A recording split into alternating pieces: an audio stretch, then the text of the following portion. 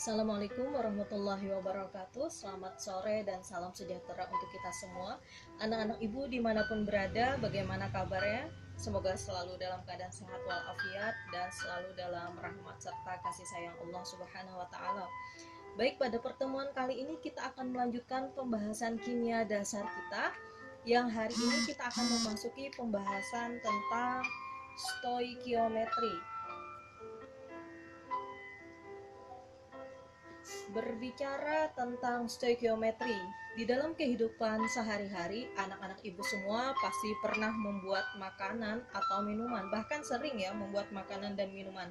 Nah, biasanya di dalam membuat makanan ataupun minuman, anak-anak ibu tentu mengikuti resep-resep ataupun formula tertentu. Nah, begitu pula di dalam reaksi kimia, di mana ketika kita ingin membuat suatu senyawa kimia, maka kita harus mencampurkan zat-zat tertentu di dalam perbandingan yang tertentu pula. Nah, inilah yang menjadi pokok di dalam pembahasan stoikiometri, di mana ada dua pokok pembahasannya, yaitu tentang perbandingan unsur-unsur dalam senyawa serta perbandingan zat-zat dalam reaksi kimia. Nah, yang di dalam stoikiometri ini disebut dengan yang pertama, perbandingan unsur-unsur dalam senyawa disebut dengan stoikiometri senyawa, dan yang perbandingan zat-zat dalam reaksi kimia disebut dengan stoikiometri reaksi. Nah, lantas apa sih yang dimaksud dengan stoikiometri ini? Stoikiometri ini berasal dari bahasa Yunani, yaitu stoikion dan metron. Stoikion yang artinya unsur dan metron yang artinya mengukur. Jadi stoikiometri adalah pengukuran tentang unsur-unsur atau pengukuran unsur yang dalam bahasa yang lebih bagus yang kita sebut dengan perhitungan kimia, seperti itu. Nah, kemudian di dalam pembahasan stoikiometri ini ada beberapa konsep dasar. Ada konsep-konsep dasar yang harus anak-anak ibu pahami terlebih dahulu sebelum dilanjutkan membahas tentang stoikiometri, dan konsep-konsep dasar itu sudah kita pelajari dan bahas bersama pada pertemuan sebelumnya, yaitu tentang massa atom relatif, kemudian ada massa molekul relatif, kemudian ada rumus kimia, yang kalau anak-anak ibu ingat kemarin rumus kimia ini ada dua, ada rumus empiris dan juga rumus molekul. Kemudian ada tentang konsep mol, konsep molaritas, massa atom relatif dilambangkan atau disimbolkan dengan AR, massa molekul relatif dengan MR, kemudian konsep mol dengan N, molaritas dengan M besar. Kemudian ada beberapa konsep lagi ataupun ada hukum-hukum yang terkait di dalam pembahasan stoikiometri, dan ini akan kita bahas bersama di dalam pertemuan kita yang ini. Ada 4 sampai 5 hukum dasar kimia yang berperan di dalam stoikiometri kimia. Apa saja itu? Mari kita bahas bersama. Hukum-hukum dasar kimia yang berperan di dalam stoikiometri kimia, yaitu yang pertama ada hukum kekekalan massa. Siapa penemu hukum kekekalan massa? Yaitu Antoine Laurent Lavoisier yang lahir pada tahun 1743 sampai 1794.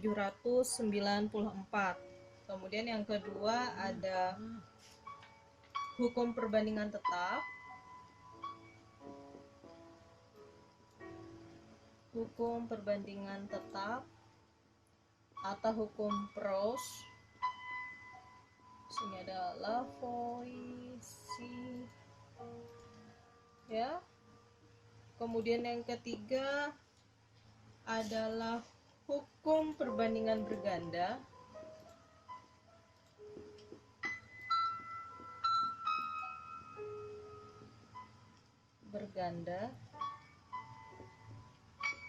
Dalton. Kemudian yang keempat adalah hukum Gay-Lussac dan hipotesis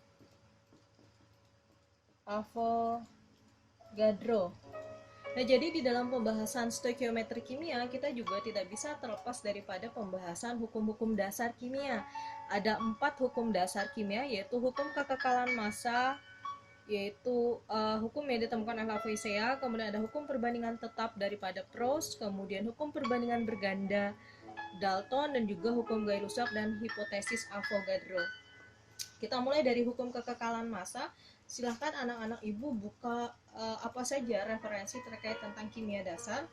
Mengenai hukum kekekalan massa, Lavoisier menyatakan bahwa massa total zat-zat sebelum reaksi sama dengan massa total zat-zat setelah reaksi.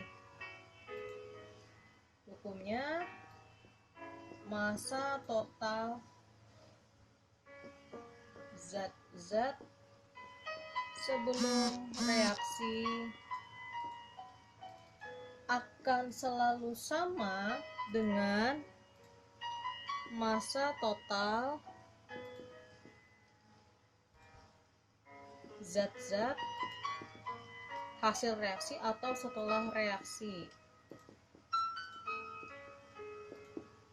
Dan ini hanya berlaku untuk zat-zat yang direaksikan di dalam sistem tertutup.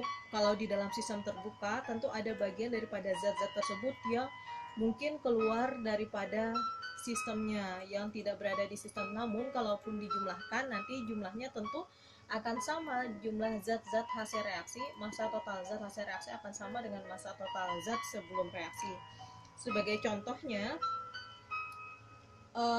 misalnya nih, logam magnesium seberat 4 gram dibakar dengan gas oksigen akan menghasilkan senyawa magnesium oksida. Jika massa gas oksigen yang digunakan adalah 6 gram, maka senyawa magnesium oksida yang dihasilkan dapat dihitung dengan cara tadi. Katanya misalnya kita mencoba mereaksikan logam magnesium sebanyak 4 gram, kemudian dengan oksigennya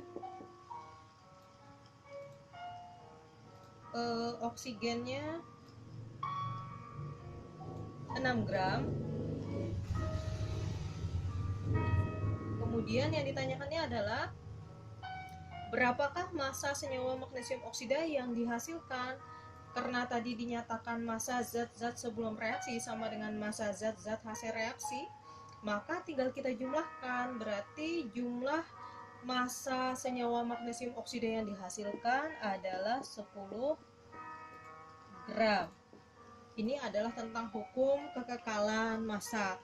Kita masuk ke pembahasan hukum yang kedua, yaitu hukum perbandingan tetap, yaitu hukum Proust, di mana beliau menyatakan, hapus dulu,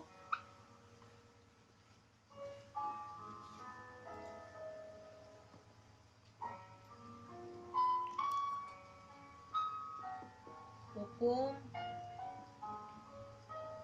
Rose, di mana beliau menyatakan bahwa senyawa adalah gabungan dua unsur atau lebih unsur dengan perbandingan tertentu atau tetap. Senyawa adalah gabungan dua unsur atau lebih dengan perbandingan tertentu dan tetap. Ini adalah hukum perbandingan tetap oleh Rose. Sebagai contohnya, tembaga dicampur dengan serbuk belerang tanpa dipijarkan atau tanpa dipanaskan. Maka pada campuran ini, sifat tembaga dan belerang masih tetap. Campuran yang terbentuk bukan merupakan senyawa dan hanya disebut campuran saja. Contoh yang kedua, tembaga dicampur dengan serbuk belerang, kemudian dipijarkan, maka akan terbentuk zat yang sifatnya berbeda dari sifat tembaga dan belerang yang dicampurkan. Zat yang terbentuk pada proses tersebut adalah senyawa yang dikenal sebagai tembaga 2 sulfida. Nah, senyawa tembaga 2 sulfida dapat diperoleh dengan pemijaran logam tembaga dan serbuk belerang. Jika pada pemijaran tersebut massa tembaga diukur dengan teliti dan jumlah belerang juga dibuat sebanyak-banyaknya, tentunya senyawa tembaga 2 sulfida yang dihasilkan akan mengandung perbandingan massa tembaga dan belerang yang selalu tetap, sedangkan belerang yang tidak membentuk senyawa masih tetap tersisa sebagai unsur belerang. Seperti itu. Kalau anak-anak ibu biasanya memperhatikan buku-buku kimia yang membahas tentang hukum Proust, maka di sana akan ada sajian contoh yang disertai dengan tabel yang berisi tentang percobaan ke-1, 2, 3, 4 dan seterusnya, kemudian massa zat sebelum, kemudian juga massa hasil dan sebagainya. Nanti akan diketahui berapa jumlah perbandingannya atau bagaimana perbandingannya. Nah,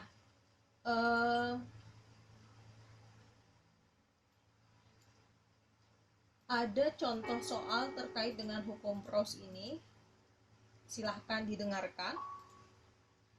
Perbandingan massa unsur oksigen dan hidrogen dalam senyawa air adalah 8:1. Contoh soal terkait hukum Proust-nya. Perbandingan massa unsur oksigen dan hidrogen dalam senyawa air adalah massa oksigen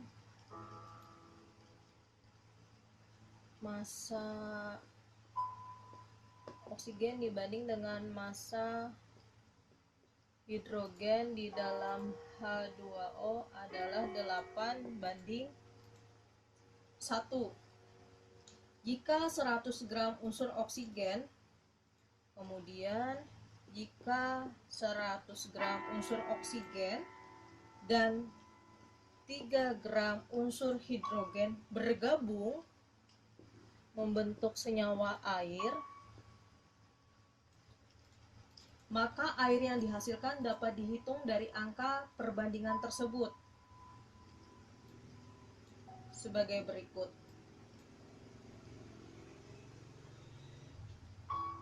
Misalnya, jika andaian pertama adalah jika semua unsur O habis bereaksi, misalnya kita ada yang pertama, jika oksigen habis bereaksi, maka hidrogen diperlukan sebanyak berapa? Bagaimana cara menentukan jumlah hidrogen yang diperlukan? Berarti perbandingannya 1:8 dikali dengan massanya si oksigen. 100, berarti sama dengan 12,5 gram untuk hidrogen. Dan hal ini tidak mungkin karena jumlah hidrogen yang tersedia hanya 3 gram. Maka di dalam reaksi antara oksigen dan hidrogen yang memiliki perbandingan massa 8:1 tersebut, yang habis bereaksi bukan oksigen tetapi hidrogen.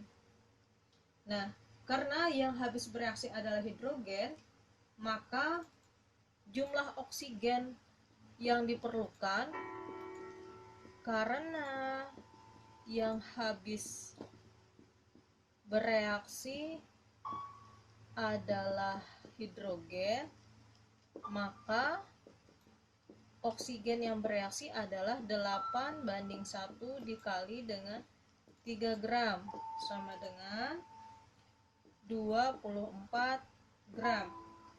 Sehingga massa air adalah 3 gram ditambah dengan 24 gram sama dengan 27 gram. Ini adalah contoh penerapan daripada hukum Proust. Selanjutnya, hukum yang ketiga yaitu hukum perbandingan berganda. Hukum perbandingan berganda punyanya Dalton. Apa isinya? Hukum perbandingan berganda tersebut berbunyi, bila dua unsur dapat membentuk lebih dari satu senyawa. Bila dua unsur dapat membentuk lebih dari satu senyawa, dan jika massa salah satu unsur tersebut tetap atau sama, maka perbandingan massa unsur yang lain dalam senyawa-senyawa tersebut merupakan bilangan bulat dan sederhana. Apa tadi isi hukumnya? Bila dua unsur dapat membentuk lebih dari satu senyawa, jika dua unsur dapat membentuk lebih dari dua senyawa, dan jika massa salah satu unsur tersebut tetap atau sama, maka perbandingan massa unsur senyawa-senyawa yang lain, massa unsur yang lain dalam senyawa-senyawa tersebut merupakan bilangan bulat dan sederhana. Contohnya, nitrogen dan oksigen ini dapat membentuk 4 senyawa seperti yang Ibu tuliskan. Sini ada massa nitrogen, massa oksigen, dan perbandingan.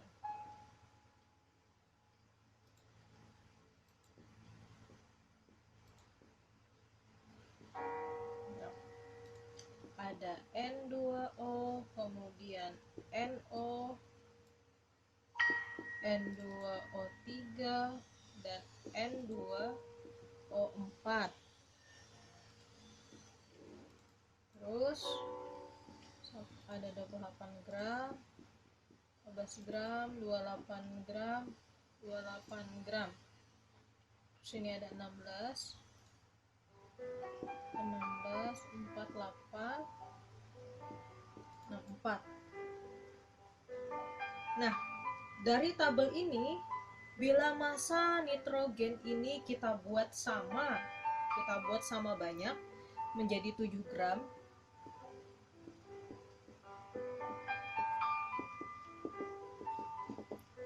berarti kalau ini menjadi 7 gram, 28 bagi 7 berapa? 4. Maka 16 bagi 4, di sini bandingannya ada 4. 14 menjadi 7, berarti kita bagi dengan 2.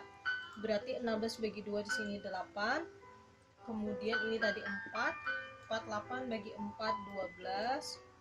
Ini juga bagi 4, berarti 4 bagi 4 16. Nah, di sini dapat terlihat bahwa perbandingan massa oksigen dalam N2O, NO, N2O3, N2O4 adalah bilangan bulat dan sederhana, yaitu 4, 8, 12, 16 yang kalau kita sederhanakan menjadi 1, 2, 3, 4.